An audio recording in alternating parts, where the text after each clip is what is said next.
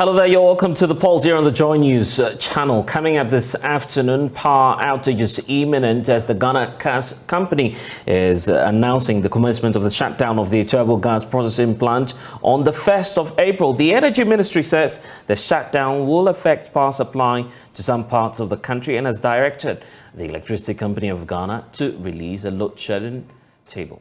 We'll get you more, and also there's a lot coming up from Parliament where the crunch time is underway in the House once again as MPs face off over government's 3 new revenue measures before the House. We have details as government says the new measures are crucial to the country's negotiation with the IMF. And we're also looking at the Green Ghana agenda and its survival. This afternoon, some eco-conscious groups are raising concerns about the future of the Green Ghana Day and its impact on the ecological zones of the country. We'll explore that here on The Pulse. The Pulse, as always, is brought to you by Global Communities Digni Lu, Affordable Safe Sanitation. Don't forget that we're on DSTV channel 421, GoTV channel 144. I'm Blessed Sogah. We'll bring you details shortly. Please stay.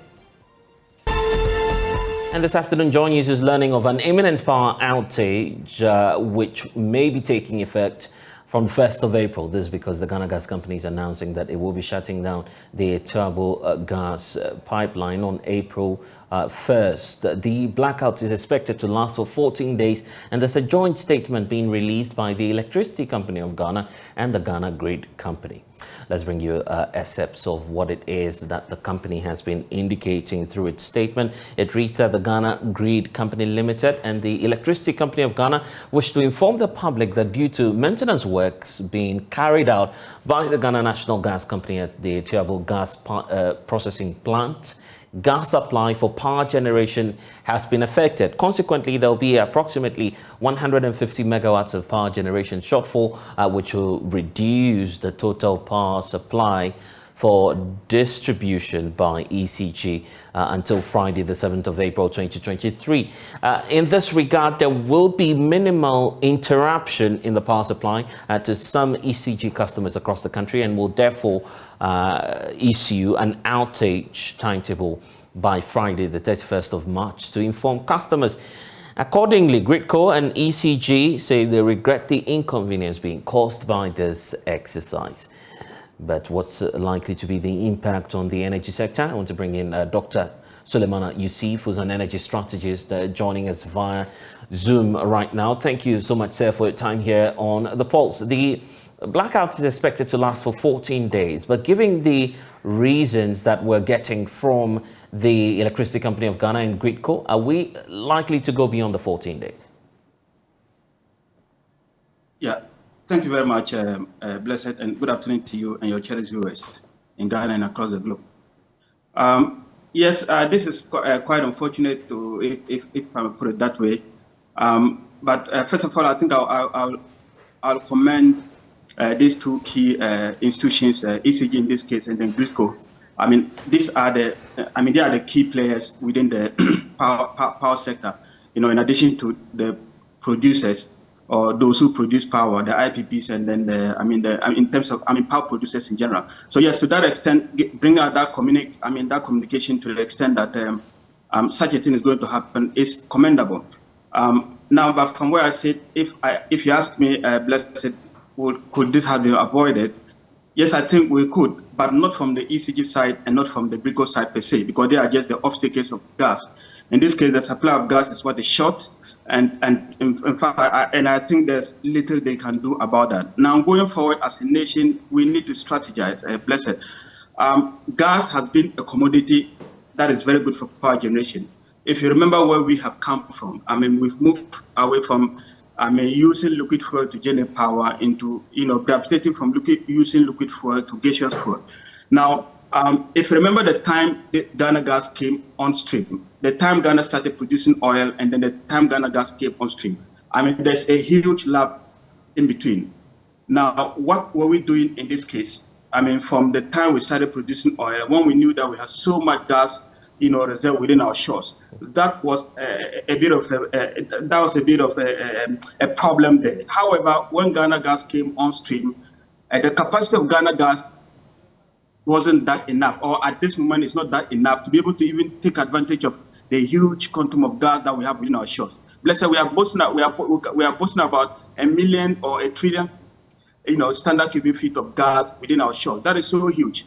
If you quite remember 2019, we had to had some we had some production in terms of our oil production. We had oil production setbacks because of the issue of our gas uptake, because we couldn't take this gas from the fields. And usually in oil production, we are not able to uptake the gas. In fact, it impacts the optimization and productivity of the wells. So that aside, I think going forward, why I'm saying that it could have been avoided, assuming we had multiple streams of Ghana gas in this case, and we should have it by now. My understanding is that we have another stream coming on. Planning to come online.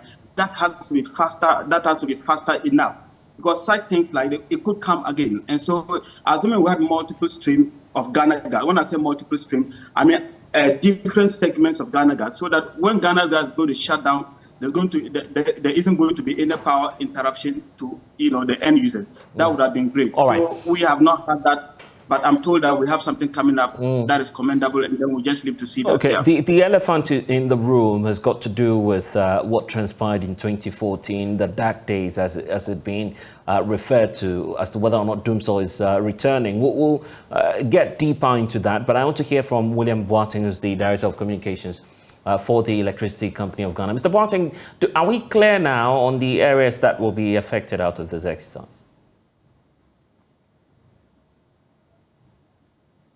William Boateng, if you're with us, kindly unmute. I wanted to know if you have the areas mapped out and how soon we're having the timetable out.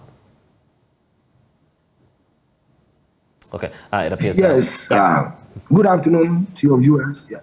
Can you hear me? Loud and clear now, sir. Good. Right. Yes, the timetable is ready. The schedule is with us. In the next 30 minutes, we will release the schedule, and that will be soft. And then we will work out something on Saturday, because it's bulky. We need to talk to the newspapers to give us space. So we need some additional space for the schedule to be published. Do we know the areas? Will this just be in the Greater Accra region, or will this go beyond the region? Oh, it's across all our operational areas. So all the regions where UCG operates, the southern zone of Ghana. So we are talking about Ashanti region. We have Western region, or the two Western region and Western North. We have Water Uti, Central, then Greater Accra, including Tema. So we have Accra and Tema. Of course, Koforidua. So we are talking about the southern zone of Ghana. And what we're looking now at from the statement is that this is expected to last for some 14 days. Are you saying this based on your predictions, or this is a fixed timeline that we're dealing with? Well, this is a fixed timeline we are dealing with. It's a fixed time, yes. Because the industry players, we met, and then we were given the shortfall and the entire program. So we know what we have done so far is what the industry agreed on. But so these are just projections based on the agreements you have with them, with the various sector players. Oh, well, if you want to use the word projection, but it's not projection. This is a definite timetable.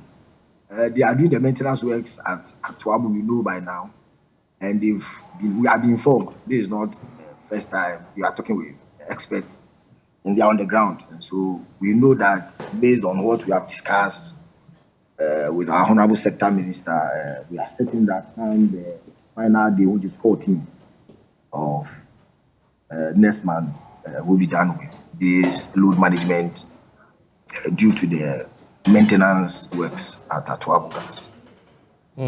And in times past, what we were used to was the usual 6 a.m. to 6 p.m. load shedding table. What's going to be different now about the approach you would adopt for this load shedding exercise? This one is minimal. If you look at what we went through years back, because there has been a lot of efforts put into ensuring that we don't inconvenience our stakeholders, the good people of this country. So basically, we have A, B, C, so 4 groups in each region. 4 groups in each region. So A, B, C. Mr. Boateng, it appears I'm losing you intermittently. You are talking about 4 groups. You're saying we'll have... Yes, 4 groups in each region. Can you hear me? Yes, now we can hear you. Okay, so 4 groups in each region. So if you take today, Group A is going off day. Then all the Group A's in all the regions will go off. Do you understand? Right. So it's even taking effect from now. So the grouping is A, B, C, D. Right. Accra, A, B, C, D, Tema, A, B, C, D, Ashanti region, A, B, C, D, Central. So today, the grouping is said that is going off between 11 p.m. only 6 p.m. to 11 p.m. That's about 5 hours off. Okay. Then you have Mr. Boateng, 3 days yes. of electricity. Okay. Then you go off again. Load management period. Mr. Boateng, we lost you. Yeah, we lost you on that point again. Okay, so let me repeat. Yes, let me repeat. Sorry, with this technology, we are saying that you'll be off for 5 hours and you'll be on for 3 days. That's going to be the general rule. So okay. Can you hear me? Yes, we can hear you now. So groups in groups A, B, C, D, you'll be off for 3 to 4 hours a day, and you're starting that from now, where of course we're expecting that these affected areas will be off for at least 5 hours. Sorry. Hours, yes. 5 hours. We have power for the next 3 days. Okay. We have power for the next 3 days. So Group A will go off today, and the next time Group A will go off will be on Monday.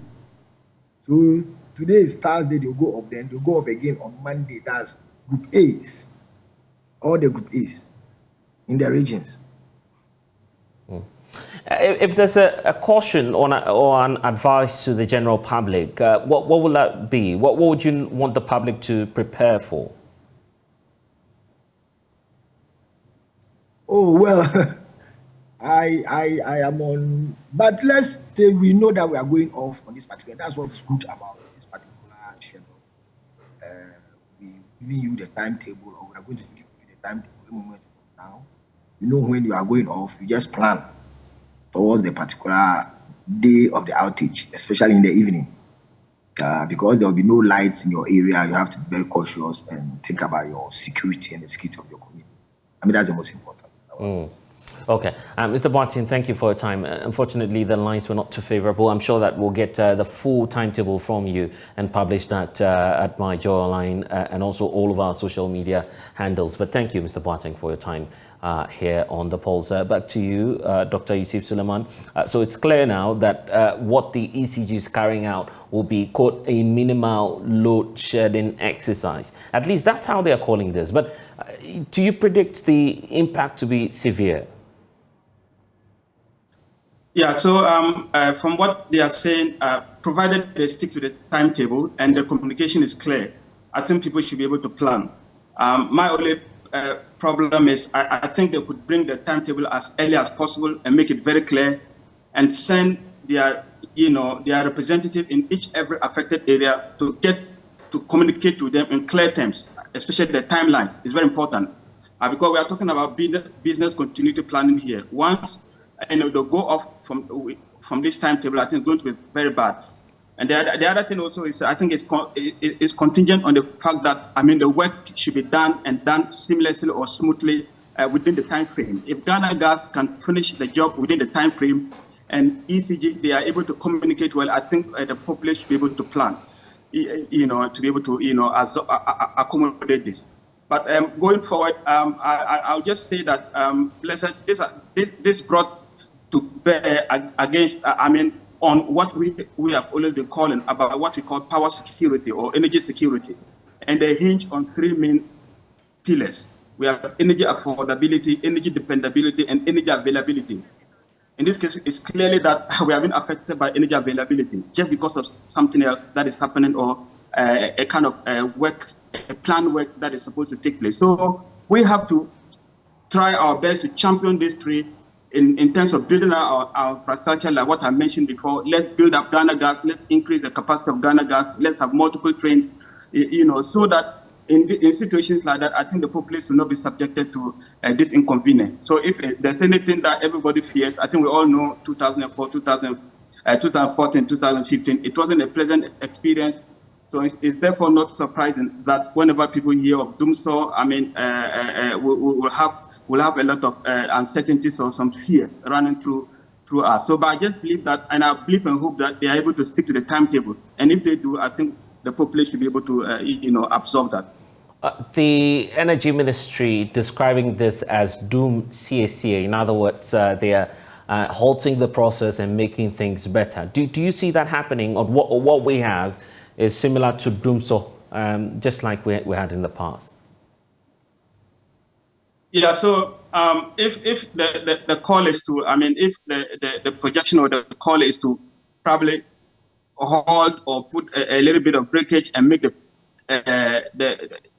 situation better or the asset liability improved, I think that's the way to go. The key thing is that we should have an improved infrastructure.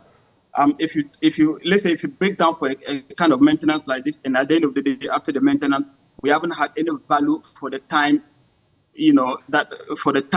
that we have wasted in doing the maintenance. That is not going to be acceptable. So yes, important to make the system resilient is not a bad idea. The only thing is that we should plan for future. We should plan for the future. We'll make sure that we don't unnecessarily inconvenience the populace, because at the end of the day, power to the end user is key, to our survival, to our daily activities. And if it's interrupted, I think it's going to impact, our daily life seriously. Yeah. Okay, then we'll leave it here for now. We'll reconnect later on. Dr. Yusuf Suleiman, thank you for joining us. And we stay on the Electricity Company of Ghana because three individuals who used to be employees there have been slapped with 20 charges bordering on money laundering and power theft. Let's get more from our Cox correspondent, Joseph Akable, who's joining us now. And Joe, what are the issues relating to this very case that we're hearing of? So the three employees are said to be staff of the ECG who teamed up with 7 other individuals. Some of them work with the company Electrometer, that is into the sale of prepaid credits. Then others are also private distributors of the prepaid credits as well. Now, the claim is that these individuals engage in a scheme, a very simple scheme that sees credits being transferred to the vending points. Then once the transfer is done, it's deleted. And so if the ECG is to check its system, they wouldn't see that Blessed Sogah has been given 10,000 cedis worth of prepaid credit to sell.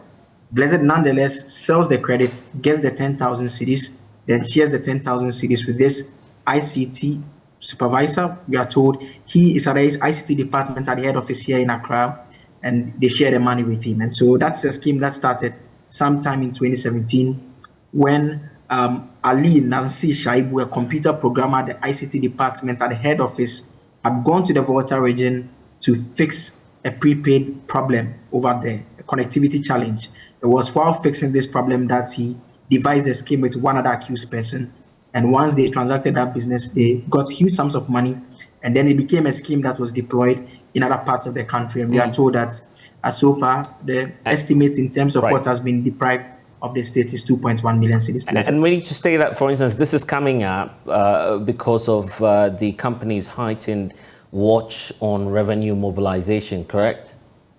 That is correct. In fact, this is part of efforts to ensure that persons who fall foul of the law by way of affecting the operations of the company are dealt with. We are actually told that more than 200,000 cedis have been retrieved from these individuals. Again, they've identified houses and cars that the state prosecutors believe that they were acquired using the proceeds from the electricity or prepaid credit theft. And that is what is accounting for the charge of money laundering that has been leveled against them. And Joe, how about the software that's being manipulated? How is the scheme working like? And so what they do is that once the request is placed, so for instance, you make a request, ordinarily they are supposed to transfer prepaid credits to the vending point. 10,000 or 20,000 is sent. Then immediately the transfer is done. The one who does the transfer deletes it immediately. And so the records will not show any transfer has been done. Nonetheless, the vendor has access to this credit and proceeds to sell the credits.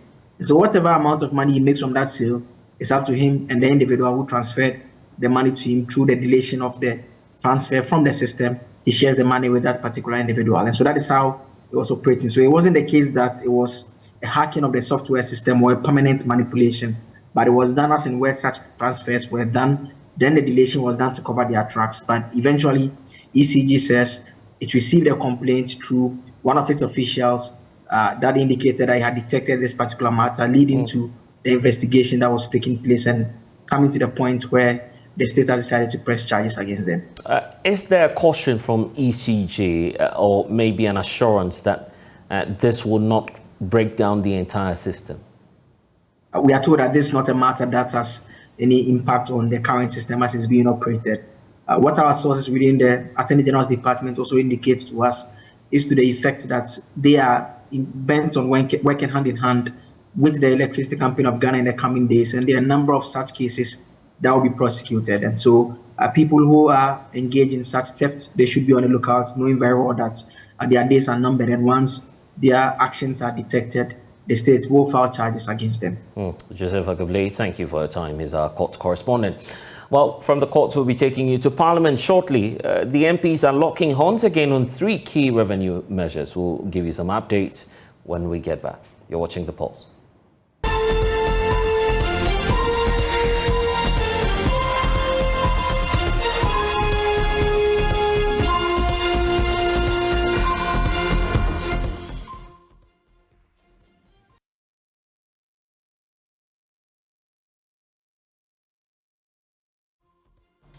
And you're welcome back. It's another crucial day in Parliament as MPs lock horn over new revenue measures. Government explains that these measures are aimed at raising revenue and will be crucial for government's austerity plans. What you see on the screens now are excerpts of individuals picketing Parliament earlier today and asking MPs to support the revenue measures. We'll be hearing from them shortly, but let's get more from our parliamentary correspondent, Kweku Asante, who will be joining us shortly. I will get to Kweku for you shortly, but let's listen to some of those who participated in that exercise in Parliament today.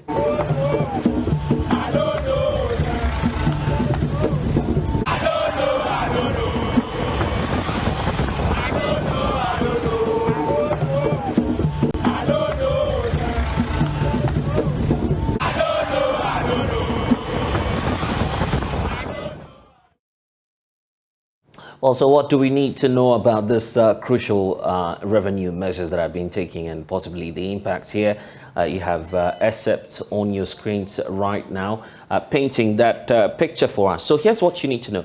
There are 3 key bills that are to rake in a total of some 4 billion Ghana cedis annually. First off is the Income Tax Amendment Bill and Excise Duty Amendment Bill, as well as the Growth and Sustainability Amendment Bill. These are 3 pieces of legislation that is being proposed as part of measures to ramp up revenue mobilization. And we also understand that this will be critical to our IMF board approval. So beyond that as well, we know that, of course, when all of these is in place, there'll be a focus, for instance, on income tax, which will raising some 1.2 billion Ghana cedis.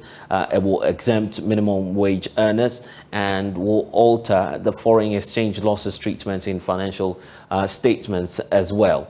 These are some of the expected changes that will happen in terms of the income tax amendment bill. Then there's the second one, which talks about excise duty amendment bill. It's expected to rake in some 400 million Ghana cedis, and will achieve this by imposing some 20% tax on electronic smoking or e-smoking and fruit juices, possibly as part of measures as well to deter, of course, the consumption of some products. The final leg of it is the Growth and Sustainability Bill, which is also seeking to do a number of issues and deal with a number of items, including replacement of the current national fiscal stabilization levy. So all in all, we're expecting that this will rake in about 2.2 billion Ghana cedis, and putting all these three together, we're in the range of some 40 billion Ghana cedis, crucial for our IMF conditionalities. I want to bring in now parliamentary correspondent Kweku Asante, who's joining us on Zoom. Very soon we'll hear from the industry and the experts on what the impact will be. But Kweku, what updates do we have on this from Parliament? So, Blessed, these tax measures have not been taken on the floor. As of last week, the business statement that was presented by the majority leadership indicated that on this Thursday, these key revenue measures will be taken. Parliament started sitting just under an hour ago. These bills have not been taken. They've been taking other businesses before we move there. If you look at some of the key people who have come into the House, the expectation is that those will be taken. NPP General Secretary Justin Frimpong Kodia is already in the House. The chairman of the Finance Committee, who has not been around for a while, is also here. Sarah Adwoa-Sapor, whose vote has become such a crucial, critical part of all this talk, is also in Parliament. So, barring any unforeseen circumstances, the majority will be pressing ahead with this. I spoke to Ibrahim Murtala Mohammed early on. He says that the NDC are resolute, they've closed ranks, and that they are going to vote against these tax measures. They are hoping that this will at least give Ghanaians some idea that they are not against, in terms of securing an IMF deal, but that these tax measures will worsen the already struggling Ghanaians. But just before you came to me, you were playing this clip of some protesters right in front of Parliament. And it is usually, the protests that you would usually see are protests which are against tax measures. This will be normally protests which will be asking Parliament not to approve some tax measures. But shockingly and surprisingly, we have this group which is picketing Parliament and asking MPs to vote in support of these new tax measures and approve them, because they are so crucial for Parliament to approve this, for government to be able to get the IMF deal. That is crucial, that there are some of these materials that the taxes will be put on in terms of e-cigarettes, among other things, which they say is killing young people. These are items that must all be taxed heavily. So we have these persons picketing Parliament just around midday to ask MPs to approve the measures. Blessed. And in terms of the numbers, what's it looking like? How many more MPs do we need, for instance, from the opposition side to allow these revenue measures to go through? So if the majority side are able to close ranks, they'll get this bill through. Ordinarily, the majority MPs are 137. But unfortunately, just 2 days ago, they lost one of their colleagues, Philip Baswa, reducing the numbers to 136. But they also have the independent MPU caucuses with them. So they have 137 MPs. The NDC also on 137. The workforce of the NDC MP for Asen North, who has been injuncted by the court. So that gives them 136. So 137, 136, NDP will be able to go through, get these tax measures passed. Right. They are able to bring every single individual MP to Parliament today.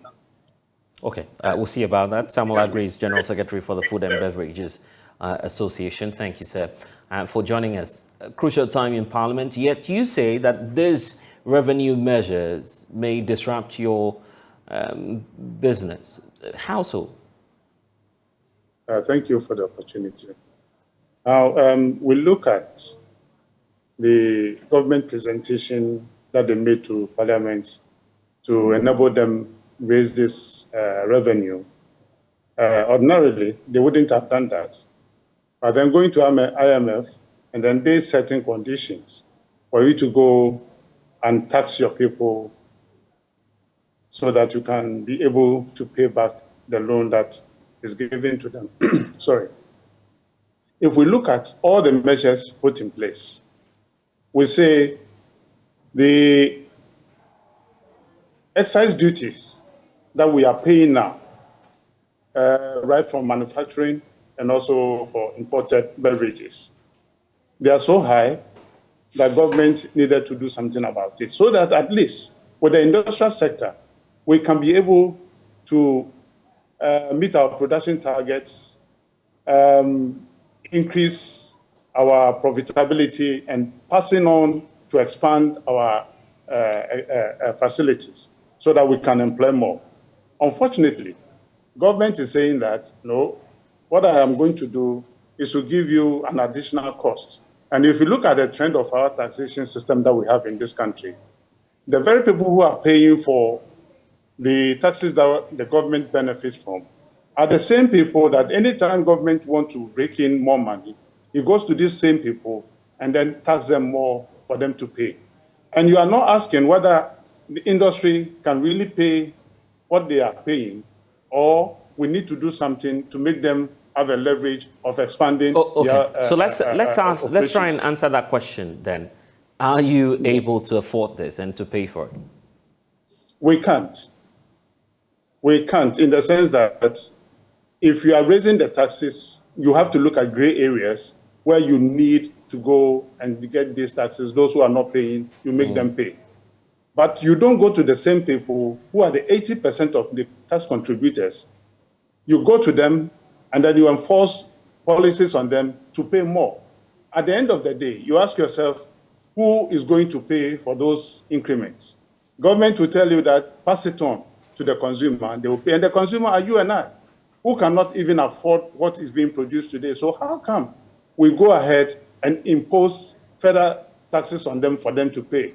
In any case, let's look at the bill that the government has put in Parliament.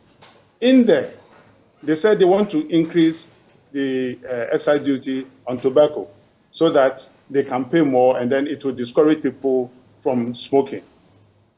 If you look at the international bill of the United Nations, what it says that tobacco, every nation must try and reach the maximum of, or the minimum of 70% taxation on tobacco. In Ghana, we are doing 16%.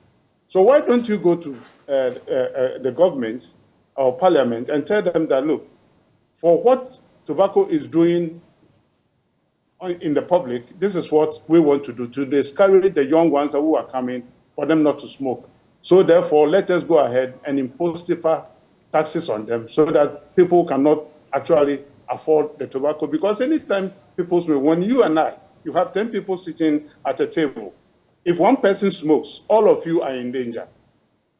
If you put alcoholic beverage on the table, if you drink, all the 10 people, it's only one person who suffers his individual ailment, that the person will have to find a way of solving that problem.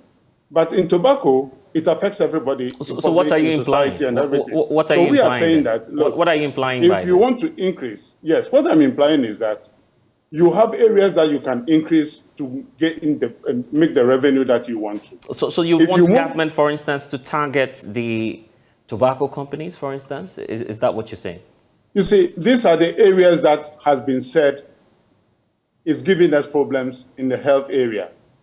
You cannot tell us that beverages are giving us health problems, and therefore we need to increase the taxes. If you look at some of the argument that has been made, and you look at what has been put before Parliament, they are very laughable, that beverages are causing health problems, and therefore they need to increase the taxes. You're arguing that there's no scientific basis for this? Is that the point you're making, sir? There's no basis on that. Because look, if people are suffering from diabetes, it could be hereditary.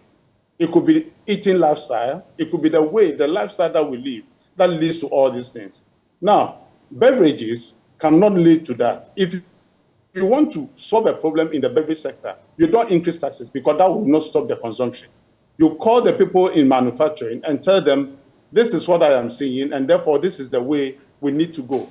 So that if the sugar consumption that they need to reduce, they reduce our content in that area, so that we don't have to go burdening anybody with more taxation. In any case, this taxation that government is asking for, the 3 billion that they are taking for IMF, It's readily available in this country. So why, therefore, impose more hardship on Ghanaians and then even to collapse businesses to get your 3 billion that you want, which in any case is going to be consumed in the next 6 months? If you look at the size of government, if you reduce the number of ministers that we have, we can then save some money in that area.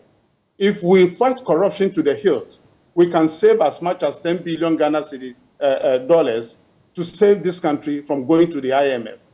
These are the areas that government need to look at, and then they themselves, they must reprove themselves of excessive expenditures. But you don't spend more and you ask industry and you and I, the local people, the small income that we are making, you access to pay more out of the money that we are making.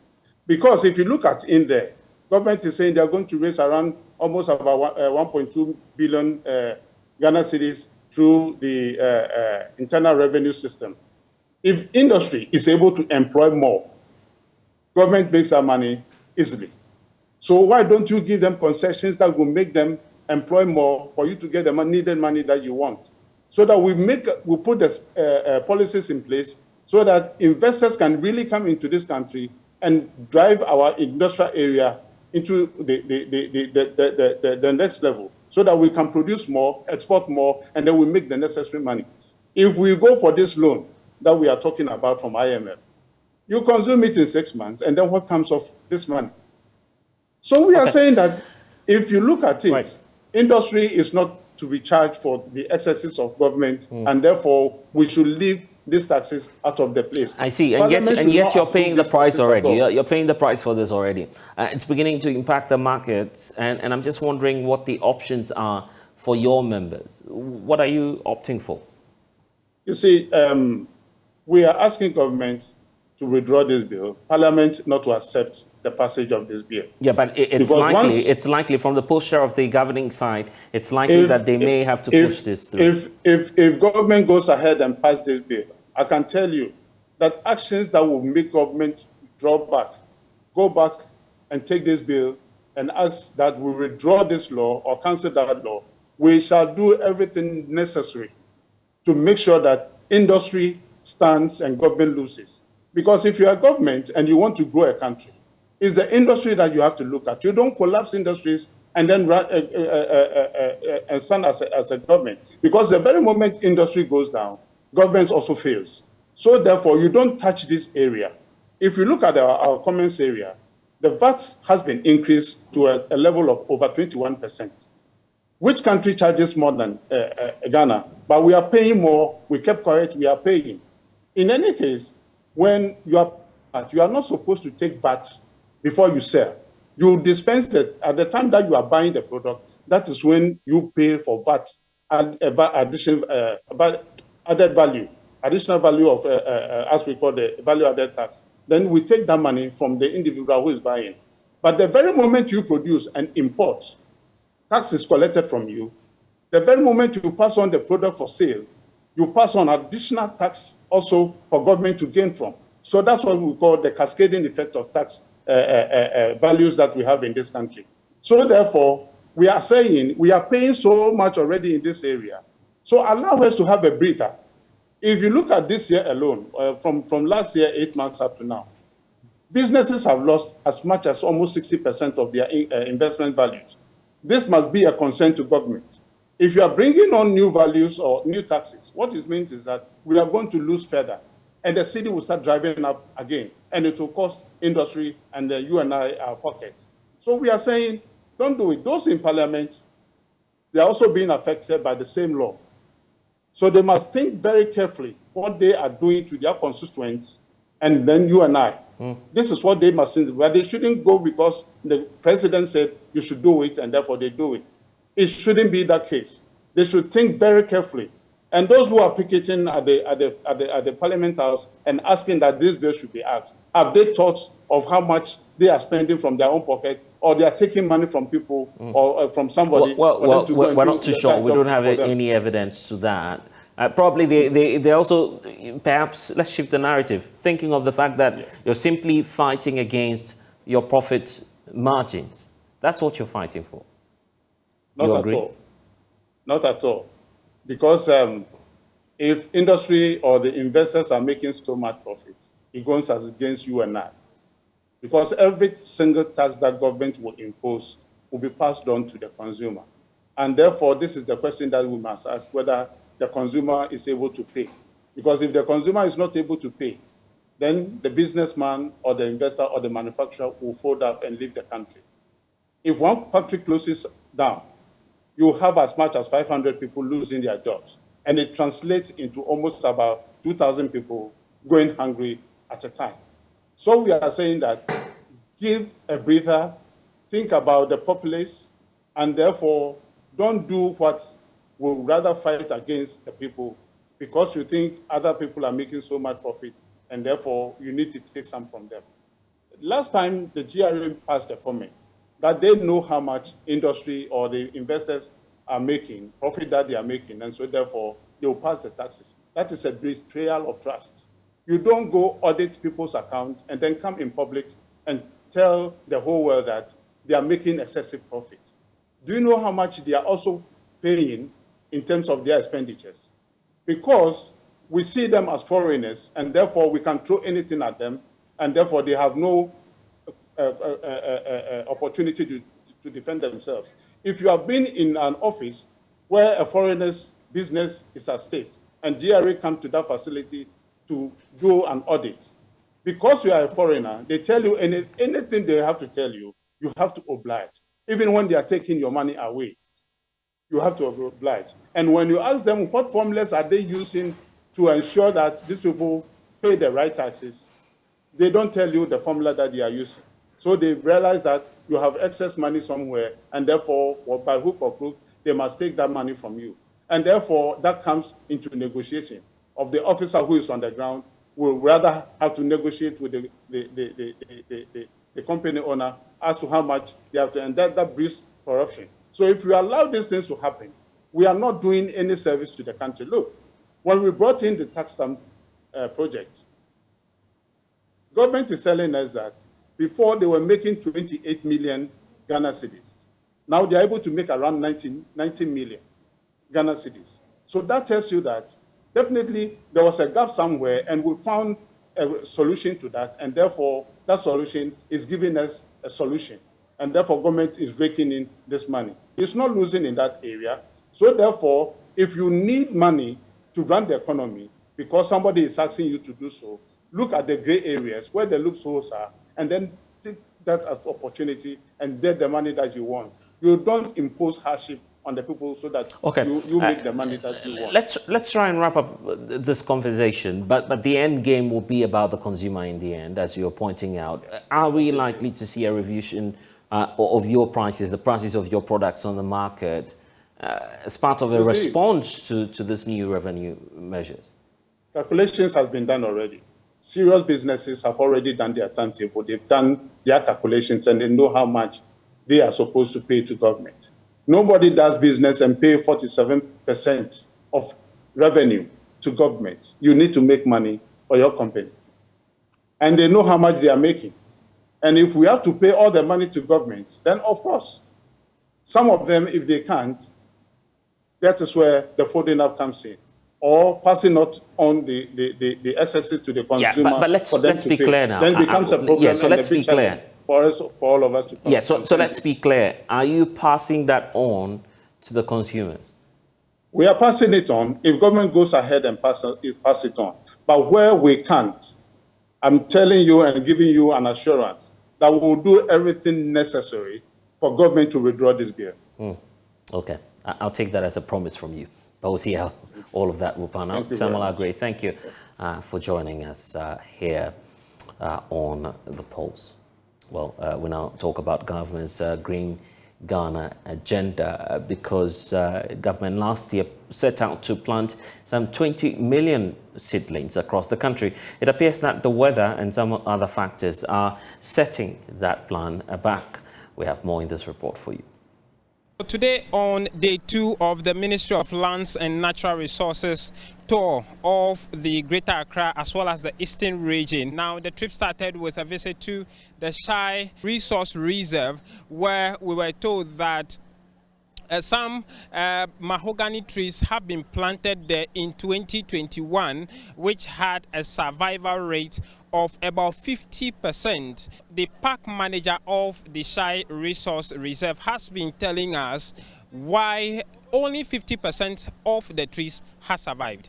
When you look at the survival rate, per our own assessment, we've had about 50% survival rate. But unfortunately for last year, the rains were not good. And if we look at the nature of the soil here, mostly it's clay. So a little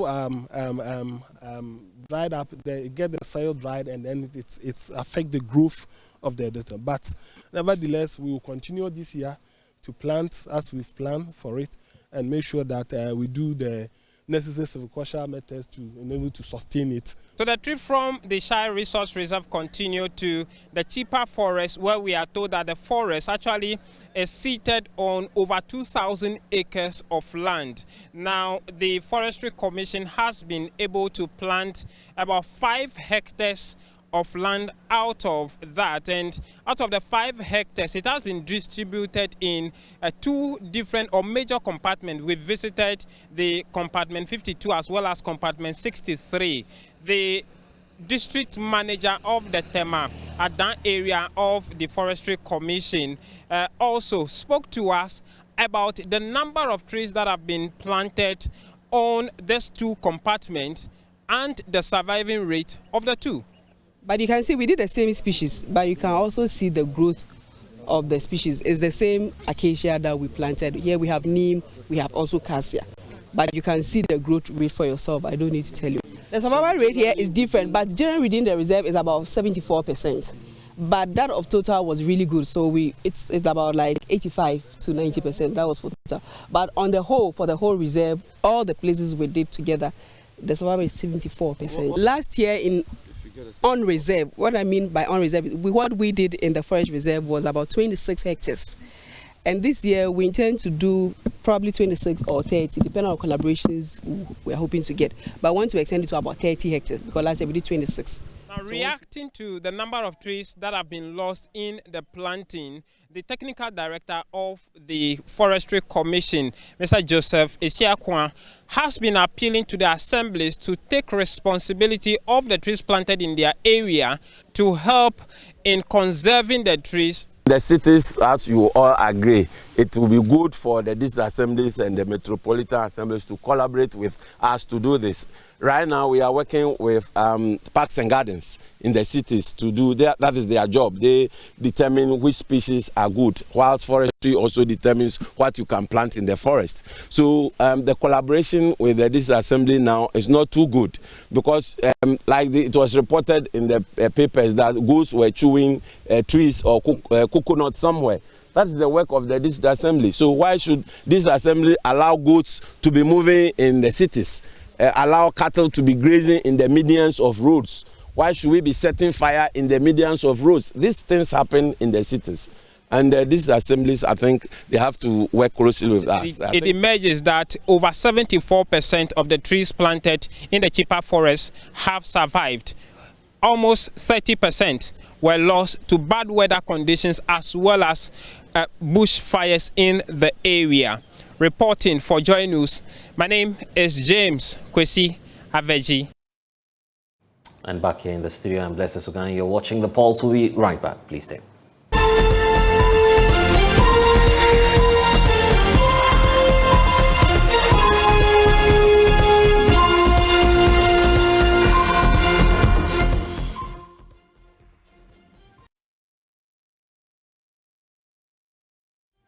We're taking you back to our earlier story where the Forestry Commission continues its audit of the Green Ghana agenda. 20 million seedlings is the target of the government to reforest many of our forest reserves that are depleting. But we're being joined now by coordinator for the eco-conscious citizens, Awula Sewa, who's joining us via Zoom.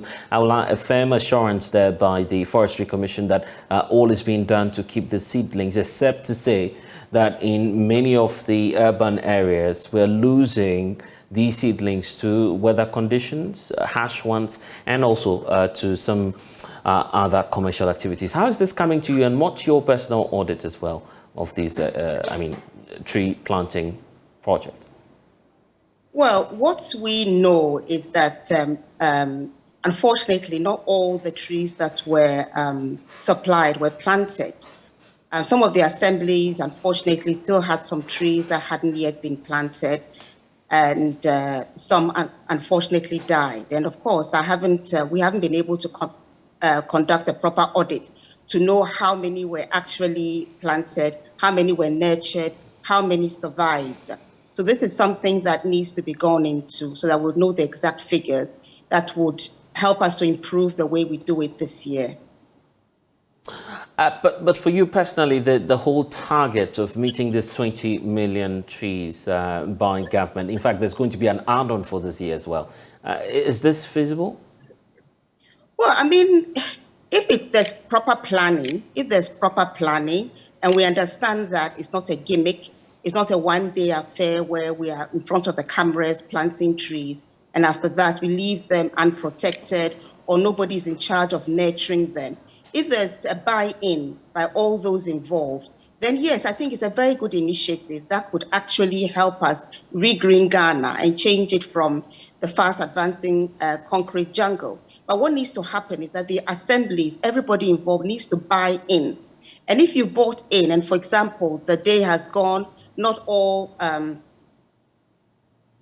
the trees have been planted, then what you need to do is, for example, the assemblies, what they need to do is get their staff involved. There are so many areas that could do with trees being planted, and you can go there, plant the trees, get some buy-in from people in the neighborhood. But unfortunately, this doesn't seem to have been done. I don't want to name the assemblies, but I do have personal knowledge of assemblies where the trees were just left unplanted. And had there been a buy-in, they would have looked for places to plant those trees. But it's not entirely within the control of the ministry, you agree? The local assemblies also must play a role to support the green agenda. So an all hands on deck approach will be required, you agree? Absolutely. It's all hands on deck. And that's precisely the point I'm making, that if it's well planned, everybody knows that this is what we are doing and this is how we intend to go about it. So yes, when the assemblies have trees left over, they would identify even their own compounds. You go to some of the assemblies, it's a disgrace. They could do with trees being planted in their own compound. So because you've bought in and you know the role you are playing, you ensure that no trees are left to die and to wilt. But if there's no buy-in and it's just the government, doing some, a program, and people haven't really bought in, but in front of the cameras, everybody does what they are supposed to do, then that is when we'll have a challenge, as we seem to have had last year. But it's only a proper audit that will let us know exactly how many were planted and how many survived to this date. So that is something that needs to be done. And it's unfortunate, I'm very disappointed to hear that those who supplied the seedling, apparently they haven't been paid. This is not on. This is not on so many months after the planning. If the whole exercise was well planned, why haven't those who supplied the seedlings been paid? This would have been part of the planning, surely. But then in terms of the indebtedness, do you fear that may affect the entire exercise of the tree planting project, given the fact that the president has given a new target for this year, 10 million trees, in addition to the 20 million that was announced earlier? Yes, the 10 million trees. I mean, first of all, who is going to supply the trees? I mean, if I were a supplier and I supplied the trees last year and I haven't been paid, I would have to advise myself upon what to do. So it's disappointing that those who supply the seedlings, if the information we hear is correct, and the minister seems to have confirmed it, what he did was to say that the figures were given were not the right figures, but he did not deny that there was an outstanding amount due to the suppliers. So if there's proper planning going on, I should think that we sorted out who are supplying the seedlings, money has been made available, and they've been paid, or at least they should be paid as the trees are being collected from them. It's unfair to expect them to wait months upon months for their monies to be paid to them. It doesn't show a great deal of seriousness in the whole exercise. And this is a government that wants to push the Green Ghana agenda. For you, what should be the priority now? Or perhaps what should be the approach now in trying to push through this green agenda? Because you in the eco-conscious space believe that we have an immense benefit that awaits us. Well, for me, the green agenda is a very good thing. We need to push it. But I will always say that we need to also be consistent. If we are interested in the green agenda, as I keep saying, like a sport record, we will not be declassifying parts of Achimota Forest. We will also be taking care of the existing forests. You can't be serious about greening Ghana on one hand, and then on the other hand, what you're doing is declassifying parts of Achimota Forest, one of the last remaining green belts in Accra, the lungs of Accra. And then we also know about other forests that are being mined indiscriminately. Again, if we are interested in greening Ghana, in addition to planting seedlings, nurturing them, protecting them from animals and so on and so forth, we need to also maintain the existing forests. So all the forests that we have to maintain them. And government cannot be declassifying parts of Achimota Forest. Government should not be thinking of mining bauxite at Etiwa Forest Reserve because of the consequences it will have on the environment. Thank you. Awola Sewa, the coordinator for the Eco-Conscious Citizens. I'm grateful for your time. Well, let's talk about politics now, because the race within the governing NDC is increasingly becoming intense, with John Mahama taking his campaign to the central region. This afternoon, he's promising to deal with a closed season, which this government has introduced to allow the fisher folk stay off the coastal areas during a period. The government explains through the Fisheries Ministry that it's part of plans to ensure that the fishers breed some more, just to ensure that the catches that these fisher folk make, of course, bump. But it appears that John Mahama is unhappy about this policy. He's promising to change that when he wins political power. I'm fighting for your bar, and she's your papa, not Professor Mills, as she say, When I come back, we will revert to the old measures the former president, John Evans Atamos, rolled out when he got premix, fishing inputs, outboard motors and others. When the NDC wins power, the closed season will not affect the artisanal fishers, but will only apply to the industrial trawlers. Closed season, no, and affect small fishermen, we use canoes, no. Big trawlers, no. And a close season, and so it is the big trawlers that destroy the sea and not the artisanal fishers. The law says the industrial trawlers should not fish within 6 nautical miles. But when we are at the shore, you clearly see them doing that. 6 nautical miles, and so within 6 nautical miles. During our time, we made the Ghana Navy chase them away. But now they break the laws with careless abandon. When we come, we will ensure that all these are catered for. It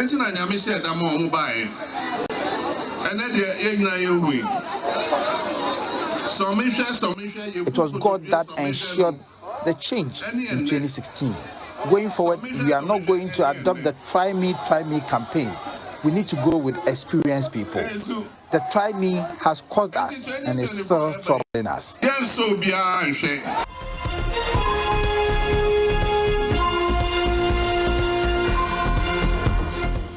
Well, so what will be the impact of this proposed changes on the fisheries sector as being proposed by former President John Dramani Mahama? I'm joined in studio now by Kofi Abogan. He's the Executive Director for Yempuano. Thank you, sir, for your time here on The Pulse. The Fisheries Ministry has clearly explained to us why they would prefer that we continuously run the closed season. But now we're getting a policy, what's of course being supposed to be a proposed policy measure by John Dramani Mahama. He's saying that he'll do away with the closed season. But from the technical point of view, would this be a helpful policy if we run it? First, let me say that the closed season is enshrined in law. If you look at Section 84 of the Fisheries Act, which was passed in 2002, it says that there shall be a closed season and that the minister by a gazette notice let Ghanaians know that this is the period of the closed season. Again, if you look at the Fisheries Management Plan of 2015-2019, again, it states clearly that there shall be closed season for all fleets. When we say all fleet, the artisanals, the industrial vessels, and the tuna vessels. The tunas, fortunately for them, are controlled by international law. Right. So once the international space closes the fishery for the tunas, that means that all tuna vessels in Ghana must park their vessels. For those, in 2016, government, 2015, government started closed season for the trawlers. And then because the canoes are many and they are very difficult to control, it needed time to engage them and ensure that they understand all the issues around the closed season before the policy takes effect. Unfortunately, the first closed season, when it was announced, there was a lot of agitation by the canoe fishermen, and therefore it was postponed for another year, and there were further engagements. And now they have all understood that without a closed season, our fisheries will collapse. By 1996, we were harvesting about 120,000 metric tons of the small pelagics, which is the mainstay of the canoe fishermen. Again, canoe fishermen are landing almost 70% of all fish that comes to Ghana. So if the fishery collapses, as we speak now, at the last count, they were harvesting only 11,000 metric tons. And scientists will say that when your harvest is less than your historical maximum or your historical high, it means that your fisheries has collapsed. Fishermen have understood this, and they have now agreed that the closed season must go on. So, I want to believe that if our political leaders are going to make statements, they have to consult their advisors. As we speak now, Ghana is under yellow card regime, and the government is working to get out of it.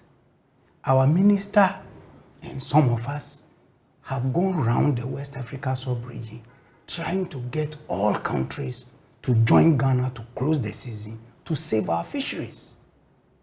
If I show you the graphics of the fisheries, it's like somebody lying on the sick bed and getting nearer to their death. So that's the status of where we are now. That is the status. The point is, we started implementing the closed season since 2015, as you are pointing out. For the trawlers, is there any, but is there any scientific basis to say, well, it's yielding results? Yes, we as scientists have been analyzing the closed season impact since 2016. Only last week we got out of a big meeting with all the scientists in Ghana looking at what even the last closed season we had, what does it mean? Because this is what we will use to advise government towards the next closed season. Right. In fact, some of us are even worried that government has not announced the closed season up to this time. And it is important we let fishermen get to know early that by July or August, the season will be closed, and therefore they must be preparing from now until then. If you talk to fishermen, they tell you that if you tell us very early on, we will save money towards the closed season. So there will be no hardship. They will do susu, as we say. It is only for 1 month. And if you look at the law, it even says that up to 3 months for the canoe fishers and up to 4 months for the industrial trawlers. So this is what we are doing, among many other measures, to bring back our fisheries. But do you get the sense that these fisherfolk, and as you're talking about their livelihood, actually depends on this, and that the approach towards the implementation of this close season could be much more better in terms of implementation and how we go about it? Yes, it all boils down to engagement. How do we engage them? And we have gone from coast to coast, talking to fishermen in their villages, on their beaches, and everybody has understood. So if you look at the last 2 close seasons, all fishermen complied, and it is time for them to rest. This is the time when all the mature fishes in the sea are releasing their eggs into the sea for the next generation. If we kill all the young girls in our system, 15 to 40 years, we don't expect to have our grandchildren. So what we are doing is deliberate. I am not working for government. I am an NGO. We do a lot of advocacy. We have gone to Cote d'Ivoire. We have gone to Togo for them to join us so that the stocks that we all share, when we say we close the season, everybody put down their tools just to allow the pregnant females to release their eggs. If you eat 1 sardinella or 1 emani during July, August, with 50,000 eggs in the stomach, then it means that you have eaten 50,000 fishes. If there are 50,000 fishes in the sea, one fisherman cannot catch all of them in a year. So if we allow the fish to repopulate the sea, it will be sustainable for fishermen. It is not a punishment for them. They have agreed that the close season should come on. We were in Philippines, and for the few years that they did their close season, they got 30% gains. Mauritania has done the same. Senegal has done the same. Guinea-Bissau or Guinea-Conakry is doing it. Even in the US. And if we continue to do the close season, we are going to get more fish. And that is when government will be putting money in fishermen's pockets and not giving them handouts like a cup of rice or a bottle of oil. It doesn't solve the problem. Right. Let's bring in Kojoche, who's with the Fisheries Alliance Global as well. And Kojo, for you, when you heard the statements by the former president, what was going through you at the time? Kojo, it appears we're having some challenges hearing you. Can you hear me, sir? Yes, I can hear you. Can you hear me? Yes, loud and clear, yes.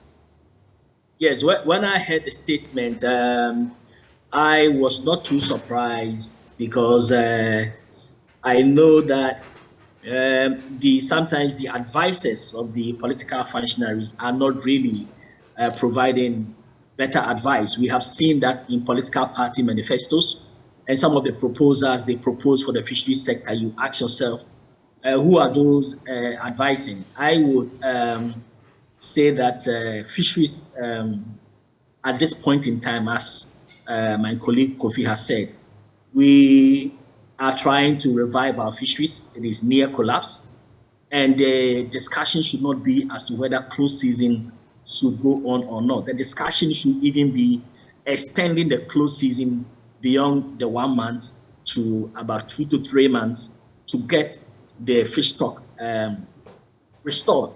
It's very important because if we do not do anything, and if we do not sustain this close season and have our fish stocks collapse, we have majority of the inhabitants in coastal and fishing communities that will go hungry, and that is a national security issue. So the advice that I will give out is that the discussion should rather look at how we can extend the close season period from the existing 1 month to maybe 2 or 3 months, where we can have a lot of good impact. Okay, I understand. But based on that, yes, but based on that, what's your recommendation? That yes, that 1 month is not enough?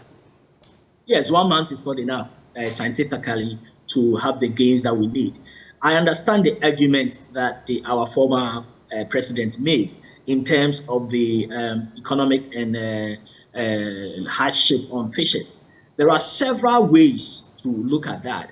There are issues of supplementary livelihood which could be introduced, and there are also other special initiatives that could be done for fishing communities and the youth involved in fishing to gain economic improvement in their lives. So we need to look at those arguments and then those recommendations and those options rather than looking at the closed season. So that is where I saw the disconnect. Because if you want to address livelihood hardship, you don't attack the measure that in the medium to long term will bring that gain that would improve their livelihood. So that is where I think the advisors are not really doing much work. I think there are a lot of resource persons and a lot of people with a lot of ideas. Maybe before some of these speeches are made, some of them could be contacted to actually provide better input, because the issues that the statement sought to address in itself was a proposal to close to talk against the closed season was an error. If you understand the dynamics dealing with fishing and the fish economy. So these are the areas where we need to be looking at. I would want to encourage everybody to support the closed season and even put on board a discussion for an expansion and extension of the closed season. And then also be looking at what are the alternatives for providing some short-term and mid-term support for fishers. Currently, we have put on board some proposals that during closed season, these short-term relief items may not work. We have to look at support that provides some economic support and a basic for those who are receiving the benefit to be able to reproduce and then work to have more economic support. For instance, we say that you don't give people fish, you teach them how to fish. What that intends is that if you want to provide relief items, you have to push it in such a way that those receiving those items, as I've said, can work with what you have given them and then have rippling effect in their economy. So these are the areas we need to look at. And there are other options to target fishing communities. So we would need to look at that as a form of argument that is more productive, rather than looking at saying closed season for artisanal fishers should be stopped. That is counterproductive. Okay, could you just hold on for us briefly? But Kofi, let's hear from you on the alternatives, because he was pointing out the need to find an alternative source of income for these fisher folk whenever we implement the closed season.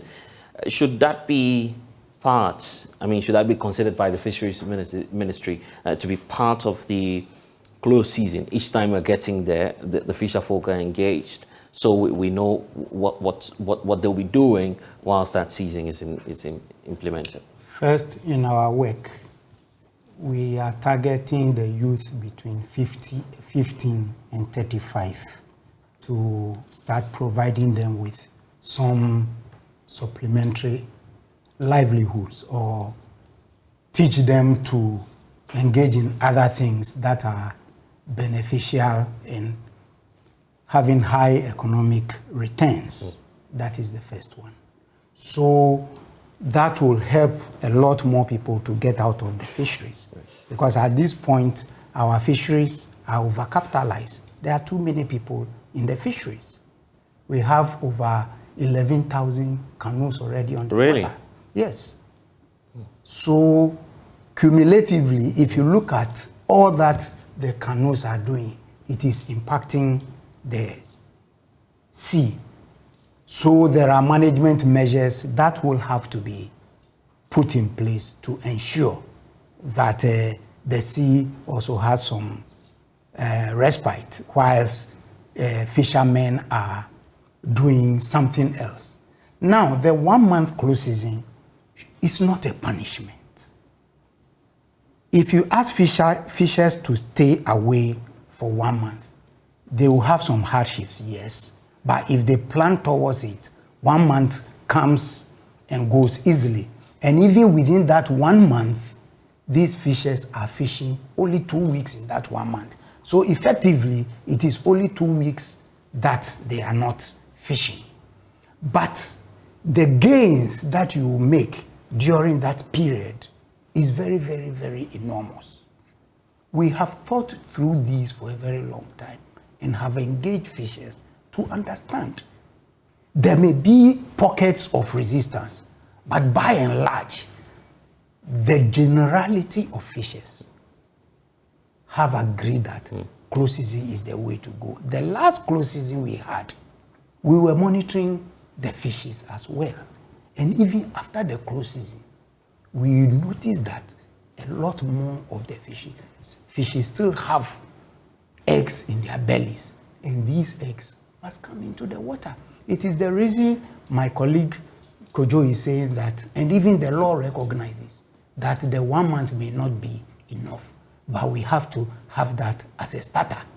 And going along, when everybody is comfortable, we will have a better returns when our fishers go to sea. Can't we find a substitutive method where perhaps we focus on the bigger fishing vessels in exchange for those in the low-lying areas where they just harvest a little? Look, if you look at our fisheries law, there is the 6 nautical miles or 30-meter depth. All trawlers are supposed to fish beyond that. Yes, some trawlers stray into the 30-meter depth, sometimes willfully. But when you go to the ministry, they have a whole television system that is monitoring every vessel on the sea. Because of this, they are also aware, and therefore they have tried to stay outside the 30-meter depth. Yes, again in the past, they were coming to harvest the fish that canoe fishermen were supposed to harvest. After they saw what they themselves are doing, that is very destructive, they wrote to the ministry and said that we have stopped what we call in our parlance the cycle. They have stopped, and for 2 years now, there's no cycle, and the trawlers are staying off the 30-meter depth.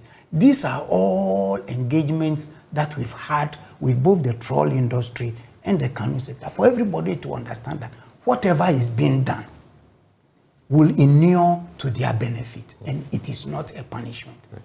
Now the trawlers are going off for 2 months. If we work with them better, they will agree that we go 4 months. Because after the 2 months, they went to lay down their tools. And the new gear directive took them to use a bigger net. They are catching better fish.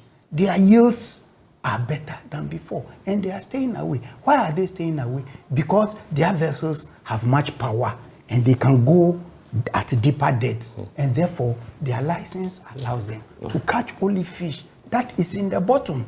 Our canoe fishermen cannot get to that bottom, so they reserve the inshore areas for the canoe fishermen, so they can throw their nets and get the fish. So all these measures, these discussions are going on. We shouldn't foul the air with some of these things, because I think that a lot of the fishers can understand what is going on and they can read through. Okay, we need to go. If there's a message you have for the fisher folk as these kinds of announcements are being made by political figures, what would that be? I'll tell the fisher folks, if they have the opportunity, to ask the political leaders the reasons why. But on our part, we have programmed some funds so that we can meet each and every political party and have some dialogue with them, so that in their manifestos and in their own thinking, they understand all these issues before they come out to say what they say. We are saying this because, for me, 90% of Ghanaians don't know what is happening out there in the sea, or they don't understand the fisheries. And those of us who are in the arena should get closer to every Ghanaian and explain to them what is happening. Now, our fishery is near collapse. If we continue to do things the usual way, in the next 4 or 5 years, our fishermen will go to sea and come back with empty nets, or continue to come back with empty nets. So let us continue. Best of the Boer landlords, known local here as Tindeme, together with his grandson, some officials of the Ghana Tourism Authority and renowned private tour guide Aziz Pelpu. We are about 8 inside the baobab tree. We are told that this is where the people of Boer used to come and hide during the wars. And so we're told that this is where they hide themselves from their enemies. And then also, it looks like we are in a balloon of a sort, or a big bottle. And so when you are looking at it from inside, it looks spacious. Aziz Pelpo better and aptly described how the baobab tree came to serve as a refuge for the people of Boer. Well, it is a baobab tree naturally shaped in the form of a room with a natural door and a window carving. And then the inside is very hollow, able to take about 20 average size humans. The first settlers of this community got here during the times of war, and they first saw the tree like a place they could seek refuge. So they took refuge here, and to their surprise, they realized that the enemy passed them without realizing them. So the second time, they used the same place as a refuge from where they were able to shoot at their enemies. But they realized that each time they entered this baobab tree house, they became invincible to the enemy. So the people took it as a place of worship where they offer sacrifices each time there were wars. A view shared by Idris Olara from Musa Konkwiri. It is our heritage site, bequeathed to us by our forefathers. We revered it a lot. Our forefathers used to seek refuge here during times of war. It happened during our war with the Zamara people, Idris said. The baobab tree later became a place for the fortification of warriors and masqueraders. Each time the masquerade dancers or warriors will go out to perform, they bring them here for 3 to 7 days. They perform their rituals, they fortify them before they go out. Also the same with warriors. Each time warriors, before they go to the battlefield, they are brought here and then they are fortified in a way that they became invincible to their opponents before they go to war. And later the locals or the indigenes, also the baobab tree also has medicinal and spiritual values. For example, they come and peel the bark of the baobab tree for medicinal purposes. Could one get drenched by rain when you are inside the baobab tree? Well, I have a very interesting story. I was here some time ago, last rainy season, with some visitors, and unfortunately or fortunately for us, the rains started, and while some of them were running to the bus, a few of them were adventurous and said, let's have a feel of what happens inside the baobab tree house during the rains. And we were there for about 30-45 minutes. No single drop of rain got us. You only have the water splashing through the baobab tree down, but to come in, no. And we still had the beautiful air and the lightning coming from the windows, but no water or rain got to us. Apart from the baobab tree used as a protection for the people during time of wars, we are also told that there are also bees that serves as the first line of defense. Well, interestingly, the baobab tree house is also home to several beehives. Even inside, there is one big hive inside the baobab tree house, and it is a first point of call when there are enemies coming. The indigenes are able to invoke the spirits of the bees to chase the enemy as far as 6-7 kilometers away. And once the bees come back here, they don't disturb the indigenes, they don't disturb visitors. Will anybody just come around and enter? Well, anybody can come, especially if you are an indigene. Any indigene of Busa community is allowed to come in at any time, but the caution is that you do not desecrate the baobab tree house. So anything that is considered ungodly, unholy, unpure is not allowed inside the baobab tree house. We are also told that once you don't have any bad intentions, you will not even see a reptile, nothing inside the baobab tree house. But once you have some ill intentions or wicked intentions and you come here, you will have problems with the spirits in here. The mysterious baobab tree has a potential of attracting millions of tourists to the Buha community, but unable to do so because it is barely being opened to the public. I will appeal to the indigents or the custodians of this site to open it up to the public. When I say open it up to the public, they must guarantee the safety of tourists first, and they must be willing to open it up to investors or partnership. At least cleaning around the Baobab tree house, getting a pathway to the Baobab tree house, keeping accurate records, and protecting visitors are some of the things that they can do to improve visitation to the site. Okay. Powers Regional Director of the Ghana Tourism Authority, Moses in the Buguri, was in awe with what he saw. Amazing. When I arrived here, from a distance, you could see that it was only just a tree. But when you get to a certain direction, it was very, very fascinating sight. Moses in the Buguri, beneath his leaves, already has plans of partnering with the community to improve the tourism potential of the mysterious baobab tree. We are going to partner with the community members to, first of all, draw up a community development plan for the community. So first of all, what we need to do with the community is that they will need to form a tourism development committee that will oversee not only this particular site, but all other tourist attractions within the Busa community. The second one is that we are also appealing to them to also preserve the place. They should also try to weed around it, especially during the rainy season, so that, and then create path for people to come. Those who want to visit can come in and then enjoy the facility. We are told right at the beginning, if you have evil plans or intentions, you are likely going to have an unsuccessful tour of the Baobab tree house, as you could be stung by the bees. We have now finished our mission without even a single bee hovering around us. Why won't you also come around to see for yourself this revered and mysterious Baobab tree house? Reporting for JoyNews, Rafik Salam, Buha.